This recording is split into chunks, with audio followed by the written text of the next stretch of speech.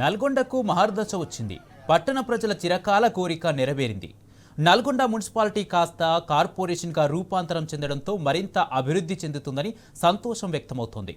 తెలంగాణ తొలి సీఎం కేసీఆర్ చొరవతో కార్పొరేషన్ ఏర్పాటుకు మార్గం సుగమమైందని అంటున్నారు.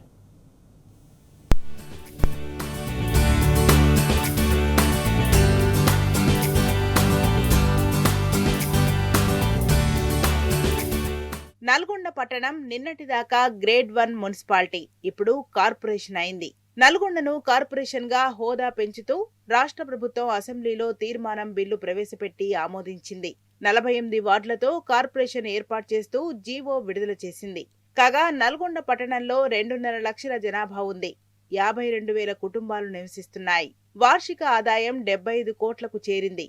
867 కిలోమీటర్ల మేర రోడ్లున్నాయి. 110 చదరపు కిలోమీటర్ల విస్తీర్ణం ఉంది.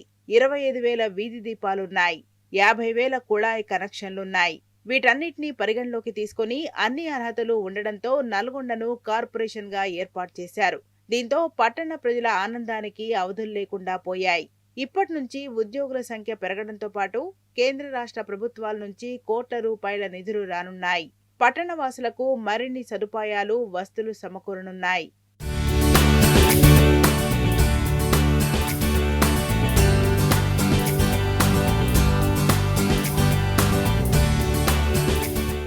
నల్గొండ కార్పొరేషన్ కావడానికి ముందడుగు పడింది మాత్రం తెలంగాణ తొలి సీఎం బీఆర్ఎస్ అధినేత కేసీఆర్ హయాంలోనే.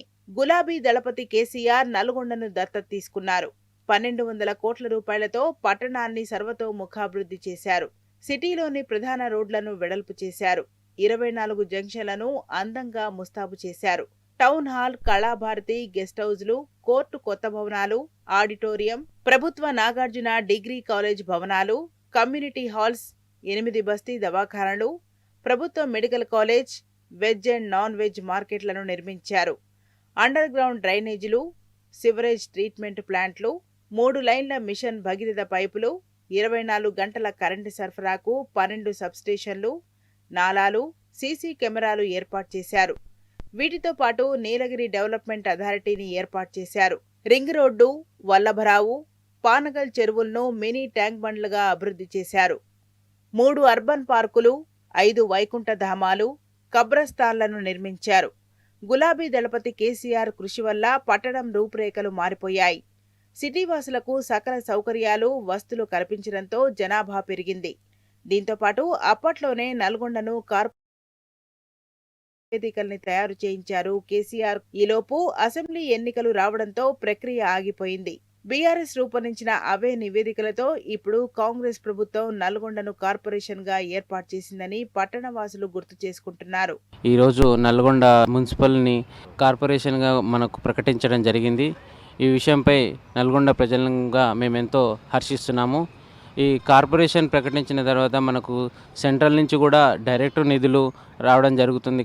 హైదరాబాద్కు దగ్గరలో ఉన్న ఈ నల్గొండ కార్పొరేషన్ ప్రకటించడం వల్ల అభివృద్ధి పనులు అయితేంది, కార్యాలయాలు అయితేంది, మిగతా విషయాలు అన్నిట్లలో కూడా శరవేగంగా అభివృద్ధి చెందుతుందని మేమందరం ఆశిస్తున్నాము. నల్గొండ కార్పొరేషన్ గా మారడంపై పట్టణవాసులు ఆనందం వ్యక్తం చేస్తున్నారు. కార్పొరేటర్లు, మేయర్ల పర్యవేక్షణలో అభివృద్ధిలో మరింత దూసుకుపోతుందని, ఇదంతా కేసీఆర్ చలువేనని అంటున్నారు.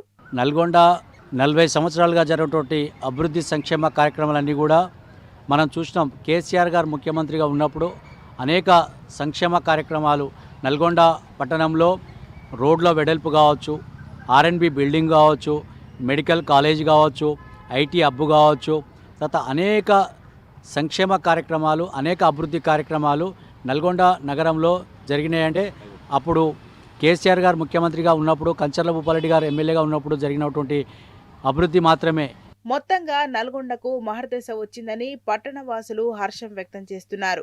దీనికంతటికీ కారణమైన తెలంగాణ తొలి సీఎం కేసీఆర్ కు కృతజ్ఞతలు చెబుతున్నారు.